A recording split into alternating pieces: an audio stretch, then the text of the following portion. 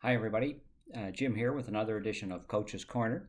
I trust everyone had some time over Easter to get some time away from work and to recharge. And actually, the weather is starting to turn a little nicer now, so hopefully, folks will be less confined. Today I'm wearing green and not in celebration of spring, nor celebrating the Rough Riders, but certainly something that is so very important to all of us, and that is organ donation. Really, we're building on the Logan Boulet effect and the third anniversary just yesterday of the terrible situation that happened in Humboldt with the crash there. We have a program promoting organ donation, and we actually have a registry that eHealth, I'm proud to say, was a very big part of establishing, and the uptake on that program has been great. So we're wearing green today to bring awareness for organ donation and encourage any of you who haven't already signed up to do so. The other reason for Coach's Corner today is to give you a little bit of an update on where we stand. We had a provincial budget delivered yesterday, and of course, the budget breathes life into all of our initiatives and to the things we need to do. And really, it was, from a health perspective, a budget that will help to protect, to build, and to grow. And as you know, the health budget is the largest in the province in terms of all the government departments and agencies. $6.12 billion allocation of funds, which is actually a 4% increase over last year. And of course, the key themes for the Ministry of Health and those that work within the health system are things like patient and family centered care. It's about working with partnerships and integrating, and it's about accountability for the funds that are entrusted to us. I think from an e-health perspective, the budget was extremely good news. I'm very, very pleased to be able to report that we received double-digit increase actually in our budget, a 13.8% lift. And I think that's unprecedented, really. And in comparison to some of the other partners and agencies, I think people are starting to listen now, to be aware of the challenges that we've faced, and are starting to respond. So really, really pleased in terms of the funding, and of course of that in terms of operating, we got about $15.3 million, and that's going to help us make some real improvements in terms of things like security and things like clinical information system for the province. Continue our move to Windows 10 and some of the licenses also that we need. Again, this year, I think it's only the second year, I believe, that there's been a specific capital allocation for us. We're going to get another $7 million, and that'll build on the over $12 million that we spent last year in terms of capital and upgrades that we're already seeing the benefits of. So more details on how that money is going to be spent as well. Overall, I think it's very clear that there's been confidence now. It's a vote of confidence I see in our organization in eHealth, and people recognizing the vital importance of the technology solutions and some of the things that we do to help the health system deliver on its goals. I think COVID has really helped to propel us forward, and our response there has just been stellar, and it's been recognized, and that's great.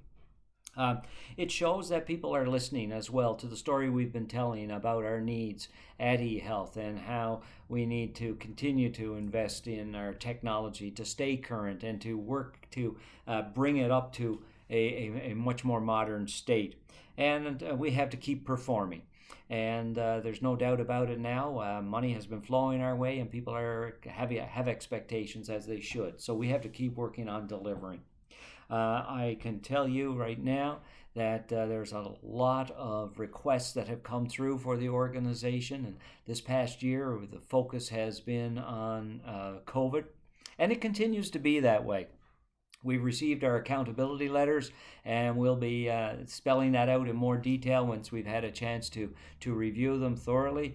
But really, what it is that we have certain priorities as a health system, and we have to play a part in that. And it's been the vaccine rollout, and man, oh man, have we done a great job with that. We've got over, I think, 217 sites up and running, and we're actually going back now to the next phase to check on how those sites are working and any tweaks we need to do. They've all been equipped, and workflow has been moving moving through them, and more people in Saskatchewan are getting that much sought after vaccination. So thank you everyone for the work you've done there. So that continues to be a priority, as well as our other COVID responses. As well, some big work needs to take place in security, and that's underway. We've got an internal security response team established. We're setting up a new structure within the health system so that all partners in the health system have input into the security arrangements that we oversee and that we're responsible for. And in addition, there will certainly be critical maintenance that will arise from time to time, and directly clinical issues that arise that have a technology bent that we need to be involved in solving. There's over 200 non-COVID requests that people have made of us, and it's just impossible for us to do everything.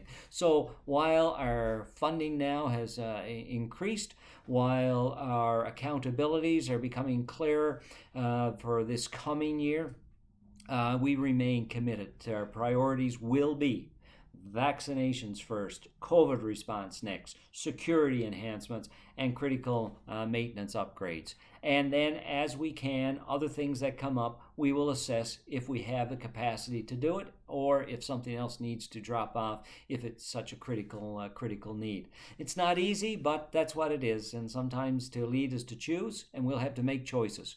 That's why we have a emergency operations committee set up that helps with the prioritization, that helps make those choices so that we can match the needs that people have with the capacity in terms of people, time, and energy and dollars that we have.